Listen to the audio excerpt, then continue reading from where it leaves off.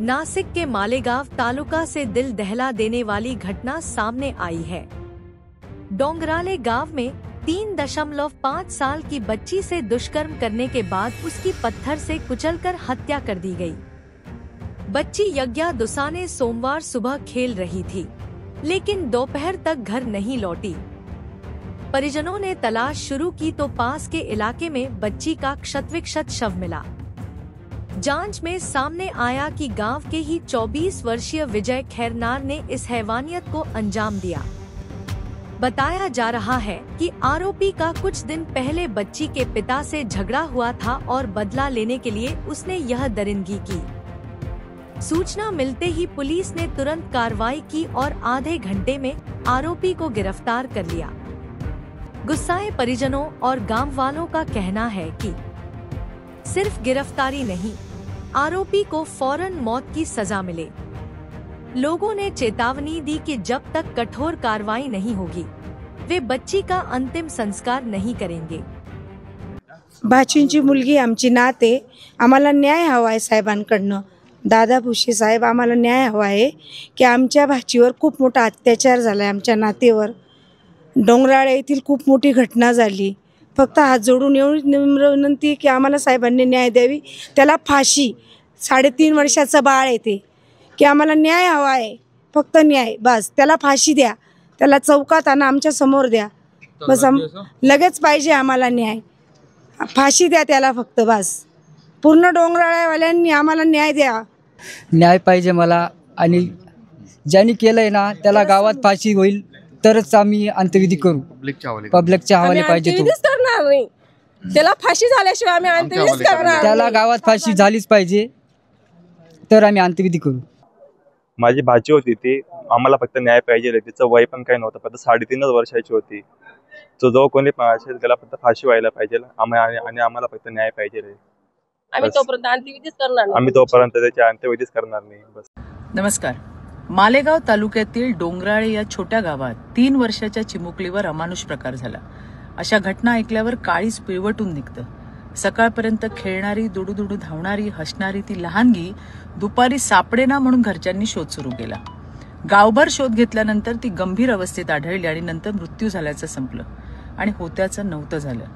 प्राथमिक तपासात असं समोर आलंय की गावातीलच एक 24 वर्षाचा तरुण, ज्याचं पूर्वी साधारण 1 महिन्यापूर्वी मुलीच्या वडिलांशी भांडण झालेलं आणि म्हणून त्याने त्या निरागस बाळावर अशा असुरी पद्धतीने राग काढला, तिच्यावर अत्याचार करून नंतर तिचा जीव घेतला। पोलिसांनी तातडीने कारवाई करत अर्ध्या तासात त्या हरामखोर विजय खैरनारला अटक केली आहे। अशा राक्षसी मनोवृत्तीला महाराष्ट्रात थारा नाही। आम्ही पीडित कुटुंबासोबत खंबीरपणे उभे आहोत। या प्रकरणात त्या चिमुकलीला न्याय मिळावा म्हणून देवाभाऊंच्या नेतृत्वात सरकार सर्वतोपरी मदत करणार आहे। पीडित कुटुंबियांना चांगल्यात चांगला वकील देऊन फास्ट ट्रॅकवर केस चालवली जाईल आणि त्या हरामखोराला कठोरात कठोर शिक्षा म्हणजे फाशीच व्हायला पाहिजे आणि तिला न्याय मिळेपर्यंत आम्ही शांत बसणार नाही। मला हेच सांगायचंय, समाजात असे वावरणारे विकृत लांडगे यांना ठेचायची आता वेळ आलेली आहे आणि त्यासाठी तुम्ही आणि आम्ही, आपण सगळ्यांनी हातात हात घालून ही विकृती संपवायला पाहिजे।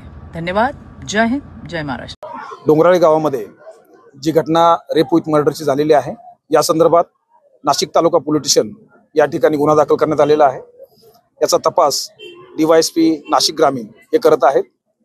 ही गंभीर घटनेचं मालेगाव ग्रामीण हे सध्या करत आहेत। या गंभीर घटनेचा विचार करता याच्यामध्ये कुठलेही पुरावे जमा करताना कुठेही अडचण येणार नाही या दृष्टिकोनातून आम्ही फुलप्रूफ संपूर्ण तयारी करत आहोत। याबरोबरच या बाबतीतले चार्जशीट हे लवकरात लवकर जाईल आणि ही केस फास्ट ट्रॅक कोर्टामध्ये चालेल या दृष्टिकोनातून आम्ही सर्वतोपरी प्रयत्न करत आहोत। आज या घटनास्थळी आल्यानंतर या ठिकाणच्या लोकांच्या भावना तीव्र आहेत, त्यांच्याशी आम्ही संवाद साधला। स्वाभाविक आहे की गावामधली अशा घटनेच्या बाबतीमध्ये सर्वांच्या भावना तीव्र असणं हे अत्यंत स्वाभाविक आहे आणि त्यांच्या भावनेचा आदर ठेवून कायदा हा अत्यंत महत्त्वाचा आहे आणि या अशा गुन्हेगारांना व्यवस्थितपणे केस तयार करून माननीय न्यायालयामध्ये सादर करणे आणि तात्काळ निर्णय होईल या दृष्टिकोनातून फास्ट ट्रॅकमध्ये केस चालवणे या दृष्टिकोनातून जे काही करणं शक्य आहे त्या सर्व गोष्टी आम्ही आमच्या स्तरावर करत आहोत। मालेगाव तालुक्याच्या डोंगराळे गावामध्ये एका 3.5 वर्षाच्या बालिकेचा एका नराधमाने त्या ठिकाणी निर्घृणपणे खून केलेला आहे. बाकी इतर तपास पोलीस प्रशासन त्या ठिकाणी करत आहे आणि ज्या नराधमाने हे दुष्कर्म कृत्य केलेलं आहे त्याला लवकरात लवकर फाशीची शिक्षा झाली पाहिजे अशा भावना सर्व ग्रामस्थांच्या पासून तर माझ्यापासून आपल्या सगळ्यांच्या आहेत. आणि म्हणून या संदर्भामध्ये अतिशय बारीक निरीक पुरावे गोळा करणं, त्या दुर्दैवी पार्थिवाचं postmortem in camera forensic lab पद्धतीने नाशिकला संपन्न झालेला आहे. पोलीस प्रशासनाने आरोपीला कालच ताब्यात घेतलेला आहे. उद्याच मी स्वतः माननीय मुख्यमंत्री महोदय, उपमुख्यमंत्री महोदयांना